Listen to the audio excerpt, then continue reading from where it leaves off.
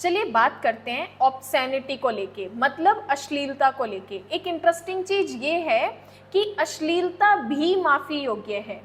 कब होती है? चलिए बात करते हैं कानून के अंदर की। देखो, कानून हमें कहता है कि अश्लील वाली चीजों को सेल करना, डिस्ट्रीब्यूट करना, क्रिएट करना, उत्पादन करना, बिजनेस करना एक अपराध है। लेकिन एक्सेप्शन ये कहता है कि अगर आप उनको एजुकेशन पर्पस से यूज़ कर रहे हो, अगर वो धार्मिक पर्पस से रखी हुई है, या फिर अगर हम साइंस पॉइंट ऑफ व्यू से पढ़ रहे हैं, तो वो चीज़ें ऑफेंस नहीं है। कैसे? जैसे हम स्कूल में साइंस सब्जेक्ट पढ़ते थे जिसमें एक चैप्टर होता था रिप्रोडक्शन। अब रिप्रोडक्शन वाली चीज़ें एक तरीके से ऑब्सीन चीज़ें हैं, लेकिन वहाँ पर वो चीज़ें अपराध नहीं है, हालांकि बुक में वो प्रिंटिंग कर रखी है।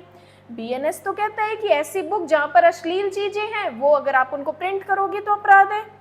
साइंस की चीज़ों में प्रिंट होती है वो अपराध नहीं है। क्यों? क्योंकि एक्सेप्शन में काउंट होता है, अपवादों में काउंट होता है।